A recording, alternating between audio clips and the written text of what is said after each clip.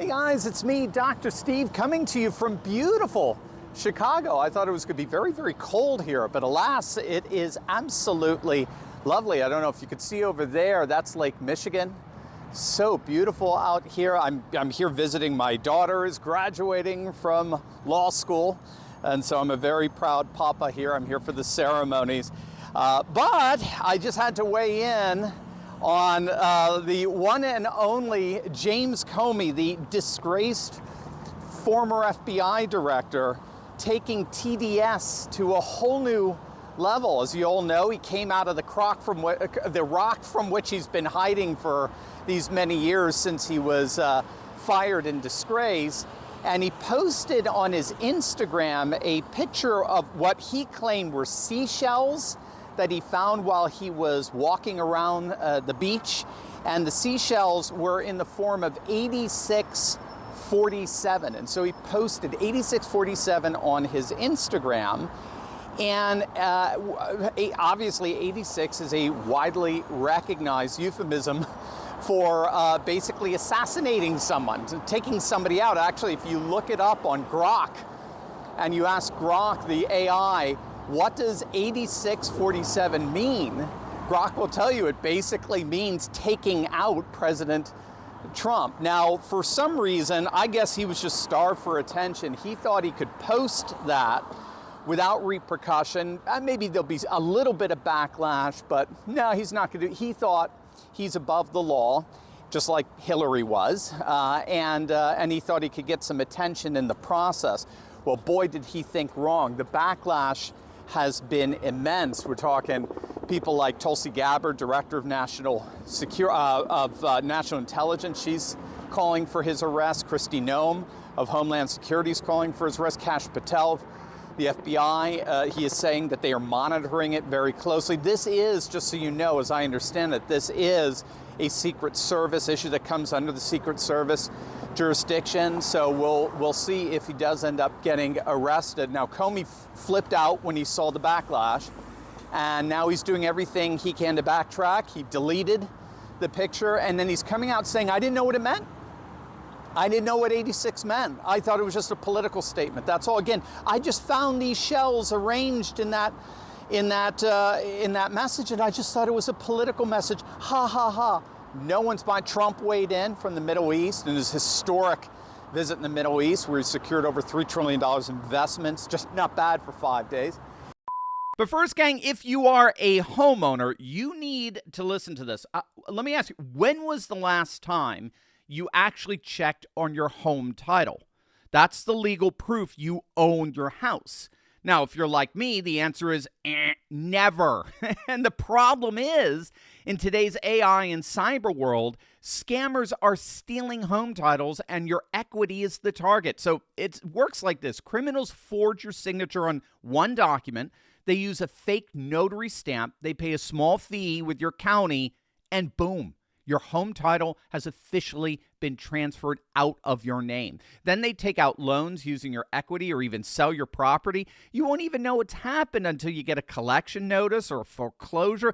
That's why you need to stop what you're doing right now and find out today if you've already been a victim. And it's easy. Use promo code TurleyTalks at home. It's just one word, TurleyTalks at HometitleLock.com to make sure your title is still in your name. You'll also get a free title history report, plus a free 14-day trial of their $1 million triple lock protection. That's 24/7 monitoring of your title, urgent alerts to any changes, and if fraud should happen, they'll spend up to $1 million to fix it. Go to HometitleLock.com right now. Use promo code TurleyTalks, all one word. That's HometitleLock.com, promo code TurleyTalks. Now, for me, there were two major takeaways in all of this. First and foremost, you'll notice that no Democrat has denounced Comey's picture, his message that he sent to 8647. Not a single Democrat has denounced it, and they're not going to. And that's because violence has become a major part of the Democrat worldview. We saw this a few weeks back. We reported on the Rutgers University study that found that 55% of self-identified leftists believe it is at least somewhat justifiable to kill President Trump, to assassinate President Trump. 55%. Absolutely stunning. Rutgers University, the authors of the study, they're basically calling it assassination culture. That there is a growing acceptance of the use of deadly violence in our politics today, and we're finding it particularly on the political left. Now, I would argue that this comes from the liberal worldview itself, and the technical term for it is dissensus. So dissensus is the opposite of consensus. And the key here is that for the left, the only legitimate consensus in a just society is the liberal consensus. There is no other consensus allowed. This is also what's known as radical perspectivalism, fancy schmancy word of saying that there is no, it's my way or the highway. There is no other alternative to categories of good and evil and so forth apart from my own personal worldview. And so this radical perspectivalism has worked itself out into this very violent sentiment known as dissensus, meaning that if the liberal consensus, which of course alienates you and me, it disenfranchises anyone who's not liberal, but if the liberal consensus were ever overturned by any worldview, it doesn't matter the worldview, if it were ever overturned, by definition of that radical perspectivalism, that worldview would be evil. That would be a dissensus. It would be a rupture of justice and true consensus.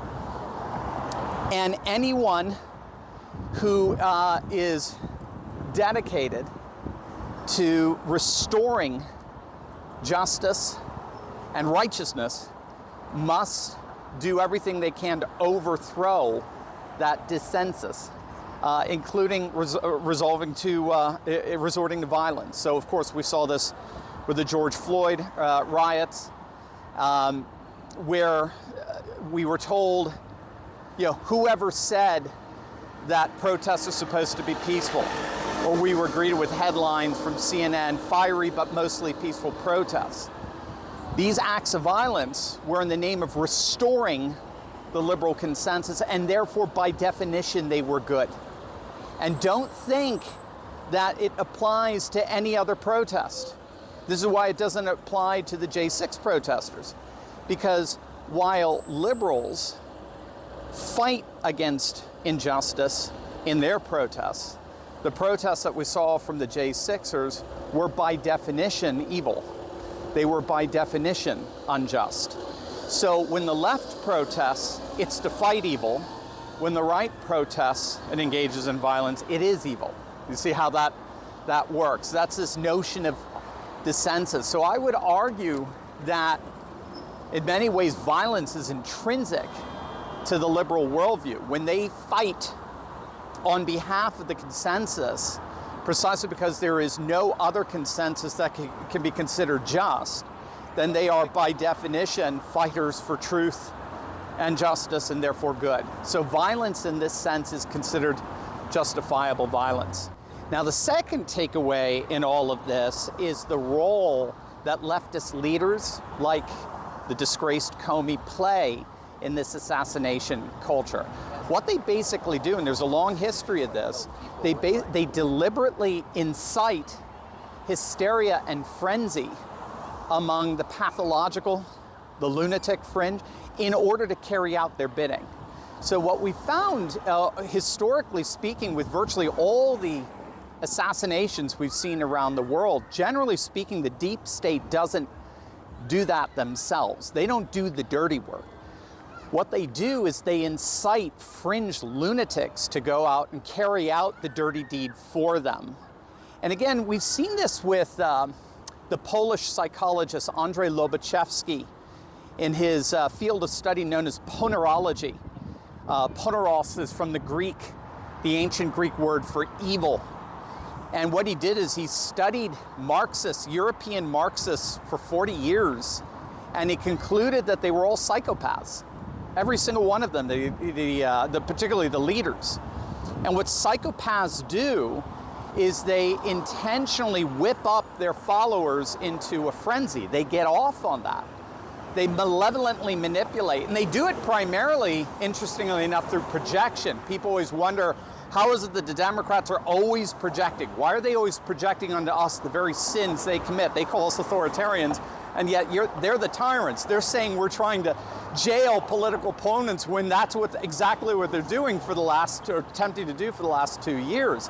Well, the answer is because they're psychopaths, and psychopaths use projection to whip up hysteria. So projection enables you to admit there's a crime without admitting to the crime. You're able to admit there is a crime, there is manipulation, there is authoritarianism, there is tyranny, there is the attempt to politically weaponize the legal system, but we're not doing it. You framed somebody else in doing it. And so what you're seeing with Comey is he's intentionally and deliberately sending a message in order to incite the lunatic fringe left to do what basically Matthew Crook tried to do in Butler, Pennsylvania. Again, nobody in the deep state had to do it. All they had to do was just keep calling Trump Hitler. And if you're just and right, if you want to restore that liberal consensus, then you're going to do whatever you can to take out Hitler. So Comey knew exactly what he was doing. Trump has said that. Tulsi Gabbard has said that. Sebastian Gorka just came out saying, look, we're both in the intelligence fields and security fields. We know what 86 means. We know what you intentionally just tried to do. You intentionally tried to incite assassination culture. That's exactly what that Instagram posting did. And that is exactly why Comey had better get cuffs around his wrists and eventually be placed behind bars. All right, I'm going to go and be a proud daddy here. You guys have a wonderful weekend. God bless. Hey everyone, it's me, Dr. Steve, and I've got a special invitation for you if you'll be in Las Vegas for the Bitcoin conference. Now, I'm hosting an exclusive welcome dinner there on May 27th called the Golden Age Gathering. Then the next night on May 28th, we're going to have scotch and cigars at a great Vegas cigar ball. It'll be an incredible night with courageous conversation and a live Q&A session. You even get a signed copy of my best-selling book over here and a premium Turley Talks Golden Age cigar. Best part, if you're a Courageous Patriots Club member at the gold level, your ticket's already free. Space is super limited, so head on over to goldenagesummit.net/Viva-Liberty. Or just click on the link below and reserve your seat today. I'll see you there.